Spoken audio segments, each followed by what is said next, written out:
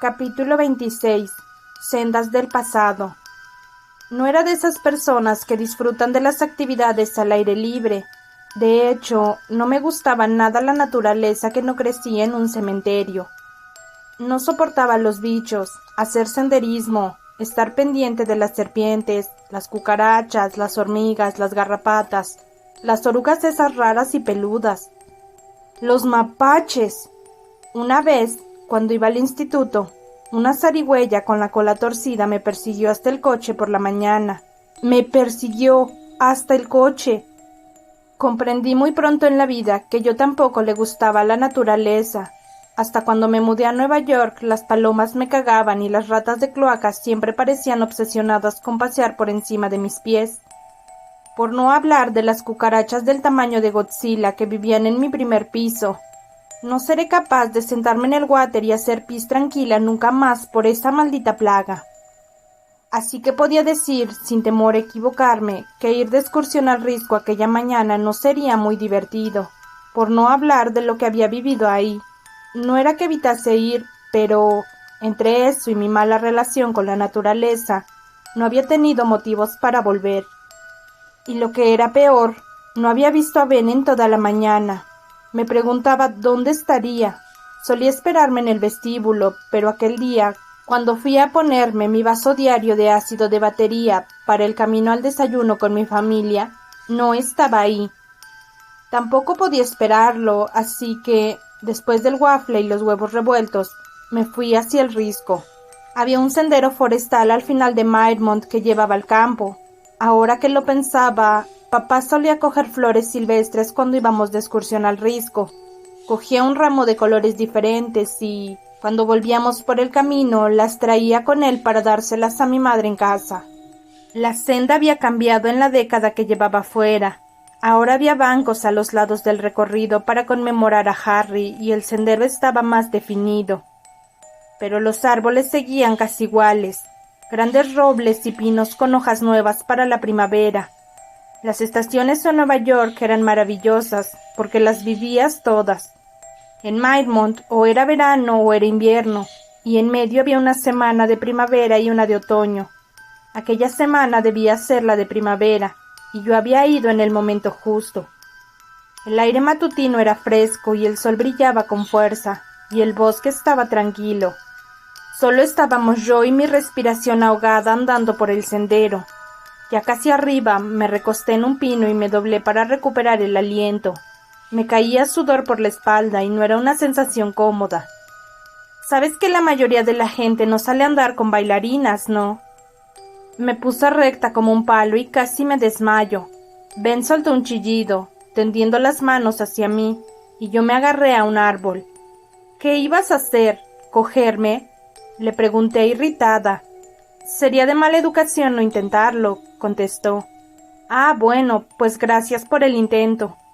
Hizo una reverencia irónica. ¿Estás buscando las flores silvestres? Me preguntó mientras yo me apartaba del árbol y daba los últimos pasos hasta el final del camino. La arboleda terminaba de forma abrupta y en su lugar se extendía una gran pradera, larga como un campo de fútbol, antes de una pequeña caída, el Risco, y de que empezasen los árboles de nuevo. Había un banco a mi izquierda y una papelera que olía como si no lo hubiesen vaciado desde hacía por lo menos una semana. Al fondo había una pequeña placa donada por el pueblo que el ayuntamiento había colocado donde yo encontré el cuerpo. El padre de Harry no pensaba que nadie fuera a verlo ahí, en por lo menos unos años, así que le sorprendió que la policía fuese a llamarle a la puerta una semana más tarde. Lo último que se sabía de él era que estaba pudriéndose en la prisión estatal. Sin embargo, lo que más me sorprendió del Risco era que el campo estaba cubierto de pequeñas nubecitas blancas, dientes de león. Se extendían en la distancia como nieve recién espolvoreada. Era precioso en contraste con el cielo azul despejado. Podría tumbarme ahí, quedarme enterrada por las flores, sumergida entera y dormirme. Había hierbas que, técnicamente, podrían ser flores silvestres, o eso suponía, pero no eran de las que yo estaba buscando. Solté un largo suspiro. ¡Mierda! Ben se colocó a mi lado mirando el campo. Ahí hay muchos deseos. ¿Cómo? Deseos, contestó, señalando el campo. ¿Nunca has soplado un diente de león? Pues claro, repuse a la defensiva, pero ahora mismo los dientes de león no me sirven de nada. No son lo que necesito. No, pero ¿crees que podríamos quedarnos un poco más? Me preguntó y me hizo una señal para que lo siguiera hasta el campo. A la luz del día parecía más difuminado que en la sombra, un poco más fantasmal. Brillaba como si estuviese hecho de esas lucecitas que colgué por mi habitación en la residencia cuando iba a la universidad. Los dientes de león se doblaron delicadamente con la brisa a la altura de sus tobillos, y quise andar con él. Un poco, accedí. Esperó con las manos en los bolsillos a que lo alcanzase, paciente y alto como siempre. Imagina cuántos deseos podrías sacar de aquí. Por lo menos uno tiene que hacerse realidad. Ben nunca dejaba de fascinarme. ¿Crees en los deseos de los dientes de león? Por estadística, con tantos dientes de león, uno tiene que hacerse realidad. Así que sí. ¿Y si solo pidieras un deseo a todos? Ladeó la cabeza, reflexionando en serio sobre la pregunta. Depende del deseo, concluyó. ¿Qué tipo de deseo sería? Yo arranqué un diente de león y le di vueltas entre los dedos. Pues describe la escena, empecé a decir. ¿Qué pediría un editor refinado muerto? Va andando con una escritora caótica. Es media mañana, bueno, es probable que ya sea por la tarde. Y hay cientos de miles de dientes de león con los que pedir un deseo. ¿Qué pediría? Se le tensó la comisura de los labios. Se agachó para acercárseme y la piel se me erizó por su proximidad. Si se lo dice, dijo en un murmullo suave, no se hará realidad. Me quedé sin aliento. Ella no terminaría el manuscrito a tiempo. Él nunca desearía eso. Sabe que es más que capaz de hacerlo sola. Solo necesita tener un poco más de fe en sí misma. Las orejas empezaron a encendérsele, porque, aunque ella no ve el talento que tiene, él sabe que algún día lo descubrirá. Y si no, puede que ese sea el deseo, que lo descubra. Aparté la mirada deprisa, con las mejillas ardiendo por el rubor. Ese es un deseo malísimo, me obligué a decir. Es tirarlo a la basura. Mi editor lo señalaría y me diría que lo reformulase. Levantó una ceja. Vale, entonces, ¿qué pediría la escritora? La paz en el mundo, respondí enseguida, porque no era capaz de decirle la verdad.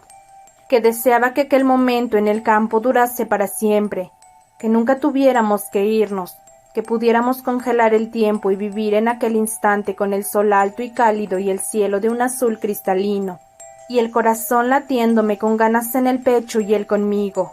Quería un momento que nunca terminase, aquel momento.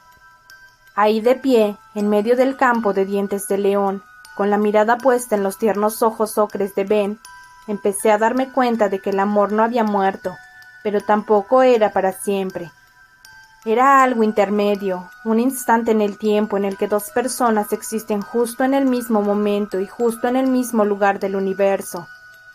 Seguía creyendo en eso, lo veía en mis padres, en mis hermanos, en los descarados líos de una noche en los que Ross buscaba paz.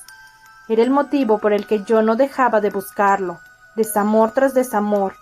No era porque necesitase descubrir que el amor existía, claro que existía, sino por la esperanza de encontrarlo yo, de ser la excepción a la norma que me había inventado. El amor no era un susurro en la noche silenciosa, era un grito en el vacío que decía que estás ahí. Ben cogió aire. En realidad desearía... Una racha de viento rugió por los árboles, y, cuando llegó al campo, levantó todas las nubes blancas de los dientes de león como una ola espumosa del mar. Barrió el terreno y vino hacia mí deprisa un torbellino de semillas que parecía nieve. Me protegí la cara cuando la ola me salpicó, me engulló, me rodeó y se llevó los dientes de león hacia el resto del campo y hacia el cielo cristalino. Yo di vueltas sobre mí misma y los vi alejarse. Joder, esos sí que son vientos primaverales, ¿verdad, Ben? No hubo respuesta. Ben, pero se había ido.